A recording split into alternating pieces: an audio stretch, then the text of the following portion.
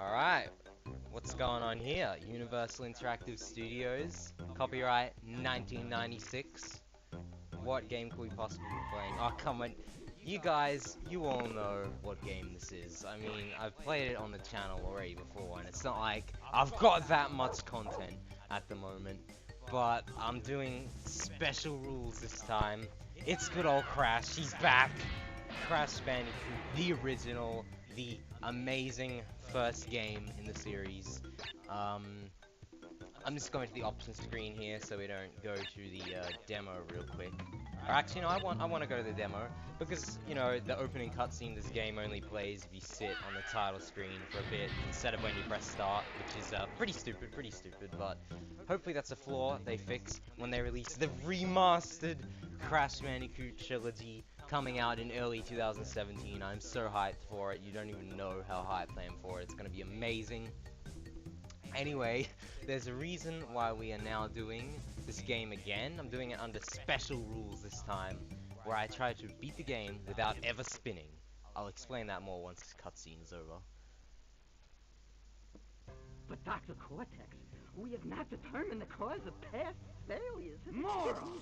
This Bandicoot will be my general, and he will lead my Cortex commandos to world domination. This time I shall reign triumphant. We are closer than ever before. Quickly, into the vortex! But Dr. Cortex, the vortex is not ready.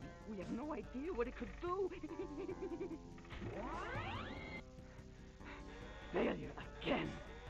Capture him! Uh-oh.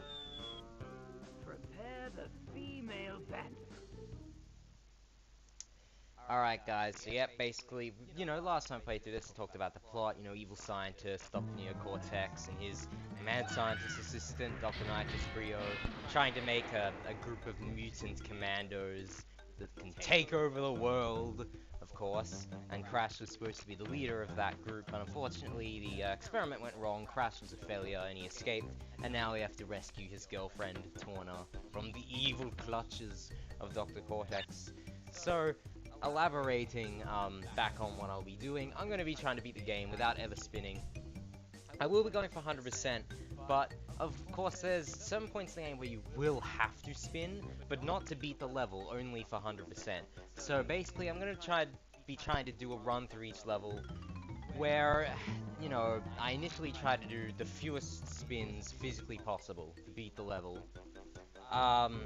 Then the second time, when I'm going back for 100% completion, I'll try to do it spinning the fewest times physically possible. So basically, that means I'll have to abuse invulnerability quite a lot. So sometimes I may have to reset a level if I lose a mask, if I lose an Aku Aku, so that way I can get invulnerability again. So I think I'll use save states just at the start of each level, so I can easily go back to when I had Aku Akus. So, yeah, just save stated. Basically, you can use invulnerability to break boxes without ever spinning, and so I'll have to use that in some circumstances where it's impossible to break a box without spinning or with invulnerability. Anyways, jumping into the first level, Insanity Beach, a classic level, really wonderful level. It gets a little tiring once you've played it tons like I have, because I've just started speedrunning this game recently, so obviously my skills are very much increased from the last time I played this game, which was my first time ever 100%ing it, when I did my Let's Play 2 years ago. I can't believe it was that long ago. But basically, in order to spin, you press square or circle, and you're supposed to use it as your primary method of attack and breaking boxes like these. So I'm going to be trying to do that as little as possible. Cool looking beach here. I like the boat, and you can actually see Cortex's castle in the background, in the top right there, in the sky. I like that minor foreshadowing. There's also a cool looking mountain you can just see in the background up there in the sky. It's pretty much a 2D image, but I think it looks cool. I've got some crabs here, they're not really any threat, whatever, I can just jump on them easy. So I don't believe I ever have to spin once in order to 100% this level. So basically, in each level, you have gems. In order to get a gem per level, you have to break every single box. And you have to do it... oh, wait a minute. Oh, I think I have an idea for that box. You have to do it without ever dying after the first checkpoint. If you die before the first checkpoint, you don't have to reset the level. But if you die after the first checkpoint, you have to reset the level. And if you die before the first checkpoint, it's just going to send you back to the start of the level anyway, so you still pretty much have to beat the whole level without dying. Which makes this game much harder to complete than the later Crash installments. Although Crash 3 has a time trial, which is a pretty big challenge all on its own. Nevertheless, cool looking climb here, and the music also changes when you get to the top, from the main theme of the game playing now to something different. And this is what I'm going to do. Now this is going to be pretty ridiculous and crazy. I've never ever done this before, but I think it's the only solution to the problem that I have. So this is invulnerability, which you get for getting 3 Aku Aku masks. And there we go, that's how we break the box without spinning. I do not believe I need this invulnerability to break any boxes later in the level. So this is what I have to do in order to get the completion without spinning. So basically, I have my fingers well away from the spin button. I literally only have one button, or literally only one finger on the button right now, and that's the jump button. Only one finger on the action buttons, only to jump. Because other than spinning, jumping is the only thing Crash can do in this game. In later games, you'll have the slide and slide jumping, and you got the super power-ups in Crash 3 and Wrath of Cortex. But for now, we're just stuck with the basic jump and spin. And since this is a no-spin run, we're stuck with just the basic jump. But hey, that's what the challenge is. This is what I'm doing, trying to beat the game. Now this is where things, trying to beat the game without spinning. This is where things get hard. Now, a trick you can do here is you use that invulnerability I get earlier to walk over this crepe bridge, and there'll be a lag, a delay before the boxes break. So you can just run over this and all the boxes will break behind you, and that's what you do in speed runs and even just in casual runs where you want to do a good job. So that's what I wanted to do, but I need that invulnerability to go back and break that other box which you're supposed to need to spin. So I'm actually going to have to do this crepe bridge the manual, good old-fashioned, extremely risky, utterly terrifying, regular way. Oh my god, I'm actually so scared. It's been a very, very long time since I've actually done this crepe bridge here, like, legit. Okay, quiet time.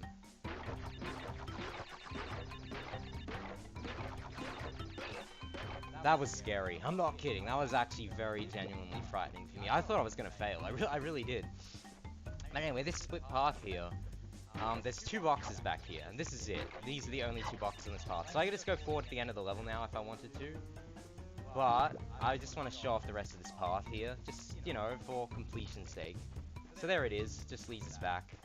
Very simple. The left path is much easier if you're not worrying about getting all the boxes and 100% completion and such. So this was a nice, straightforward level, more or less. There was a bit of shenanigans there. This is the end of level portal.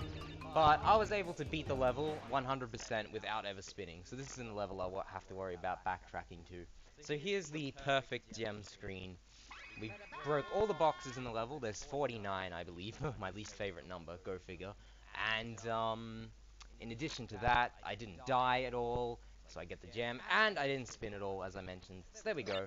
So here's the save screen. For getting a gem, you're allowed to save. So here's some of my other save files I've been using. I've been playing Gex this last 2 weeks? Yeah, 2 weeks. Really fun game. I'll probably do that later down the track on the channel. Not sure when. And then, Crash 3 and this game. I'll just save over this file. This is, I don't really need it for anything. Whatever. I'm using save states at the start of levels anyway, so it shouldn't matter too much.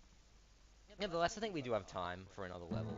So, Jungle Rollers, this level's a bit funner. Insanity Beach is a more interesting level. The way the music shifts halfway through, the same level does that. The aesthetic shifts as well. Insanity Beach is one of the coolest looking levels of the game, but this level is a bit funner. So we get invulnerability here again, and this is precisely why I need to not take any damage, because I needed this in order to break that bouncy crate, and this one here too, because you cannot break them without spinning or without invulnerability. That's the only way of breaking those boxes. So if I took damage, I would have had to go back to my previous save state. And I actually realize now I didn't save state at the start of this level, so that's going to be a problem. Now this... I didn't plan for this. I wonder. I think we can get up there. I think we can. If I jump on the scenery... Oh, come on. Come on, I can do it. Oh, come on, I can do this without spinning. Yes, yes, you can definitely get enough height off that. Surely you can get enough height off that. I'm so close.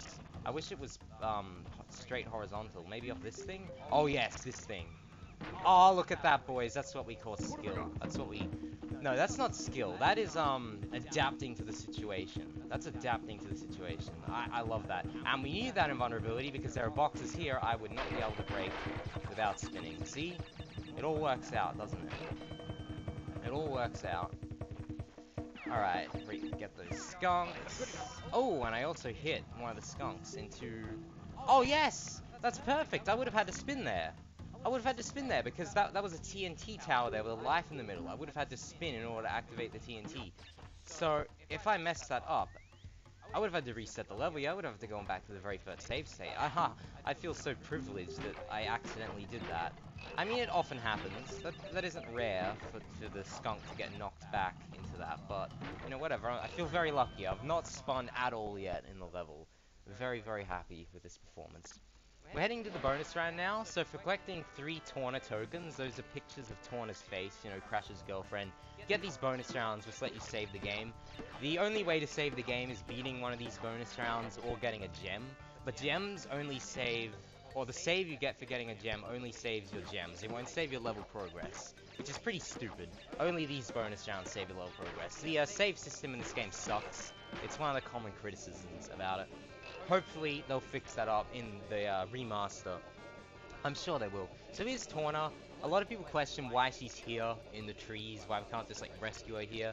She's supposed to be a hallucination, that's the reason, or a vision or something. In the Japanese version of the game, she disappears once you reach the end of the bonus rounds in order to reinforce that point. But here, in the American version of the game, that doesn't happen. I am playing the American version. The differences between American and PAL version of the games are extremely small. It's just some cycles that are different, and Crash's running speed is slightly different too.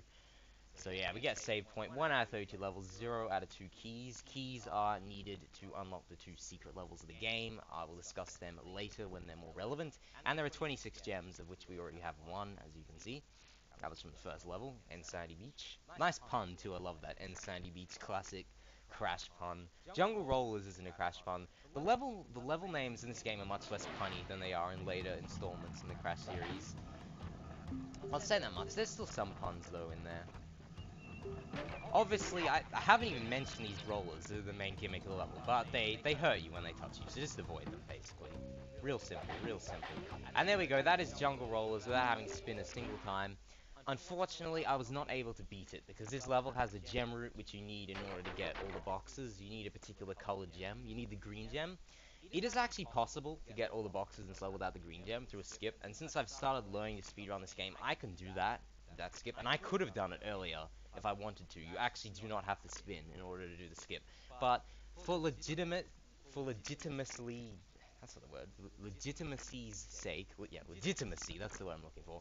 For legitimacy's sake, I'm not going to do that skip right now. I'll just backtrack with the green gem, do it regularly, but I will do a bit of a bonus extra show-off video where I do show you guys that trick of getting those 3 boxes in the green gem route without the green gem. It's pretty interesting. I guess we have time for one more level here, the Great Gate. Another great level here. Another great level, and it's called the Great Gate. Yeah, oh man, that wasn't intentional. I swear to you, that wasn't intentional. Best level in the game so far. It's a cool level. I love these native fortress wall levels. They're the best level type on the first island of the game for sure. They're the first side-scrolling levels in this game. So this game has side-scrolling as well as forward-scrolling levels, and has some levels which do a bit of a mix-up between both. I get that. Ooh. So I've got invulnerability here. I don't believe this invulnerability is necessary to get any boxes I wouldn't be able to get without spinning. But this is where we come to an interesting block. I will have to spin to get past this.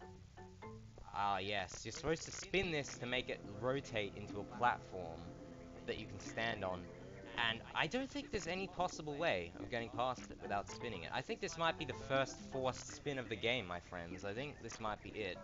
I don't know, I might have to do some research and see if it's possible to get past this without spinning, and then do like a redux or something. That might be the case with some stuff later on down the track. But for now, there it is, the first spin of the game. Forced spin, unfortunately. I think I'll keep a spin counter, how many spins I have to do during this playthrough. There's a checkpoint. Very, very nice. And another Aku Aku mask to give us our ever wonderful invulnerability, which will... Whoa, whoa, nearly got killed there. Which will hopefully... Oh, geez, didn't realize I got stuck. Hopefully help us get some boxes. I don't think this invulnerability is needed to get anything that I would need to spin otherwise. Which is quite lucky because I wasted most of that invulnerability time there. Oh yeah, these guys, Joels, as I called them, infamously back in my original Let's Play. Yeah, Joels. You gotta jump on their heads, then you're supposed to spin them to kill them through. But obviously I can't spin, so that's not a thing. Back into the bonus rounds though, man. I do love these bonus rounds. They have a very cool aesthetic. I really do enjoy them. There's some similar looking bonus rounds in Crash 2, which are like almost better. Okay, so now we come to a bit of an impasse. I can't spin this here. Obviously, it's a no spin run, and I can't break it because I don't have vulnerability, so I'm gonna skip it. You see, the thing is, you have to break all the boxes in a level to get its gem, but that's not including the boxes in the bonus round. You do not have to worry about the boxes in the bonus rounds at all. That changes in later Crash games, but in this game, you do not have to worry about them at all.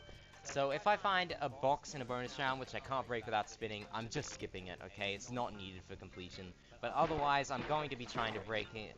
Going to try and break all the boxes you physically can in the bonus rounds without spinning. Because I feel like, you know, I'm going for a more completion by breaking all the boxes in the bonus rounds. You know, going that little extra mile. It isn't a necessary extra mile to go, but I want to. Just for the old completion's sake. So let's head back into the Great Gate. We're very close to the end of the level at this point. We're pretty much at the end. This is like one or two more obstacles. So I think I'm gonna have to take a hit here. I think I may have to. Yep. That's a shame. I don't think I could get past that. So, you see these little yellow gems here? That is indicating there is a yellow gem route here. Once again, I can't get all the boxes here. I need the yellow gem for it. But much like Jungle Rollers, there is actually a skip you can do to get past here without the yellow gem. And it involves damage abusing off that hole up there, which you got hurt on, that we saw before. Again, I'll show that off in the extras, but for now, we're just going to do things legitimately. Good old legit. And we should have missed 8 boxes as a result of that. Yep, there's 26 boxes in the level, 8 of them are in the yellow gem route. It's actually the longest gem route in the game, the one for the Great Gate there. It practically doubles the length of the level, which is really cool. I do appreciate that. But that's the first 3 levels of the game down, including the first level 100%. I have only had to spin once in the entire game so far because of how well I handled Jungle Rollers with the invulnerability. I was able to get through that, no problemo. So I'm very, very happy with this performance so far. In the next episode, we'll take on one of the most like iconic levels of the game. I think EB Games actually recently posted a little thing on Facebook about it. Probably because of, you know, Crash making his comeback now. He's more relevant now, so we're getting some Facebook posts from well-known game companies. Oh, well, they're not a game company, a game retailer. Anyway. I'm rambling a bit now. I'll catch you guys next time. This is Fruity, signing off.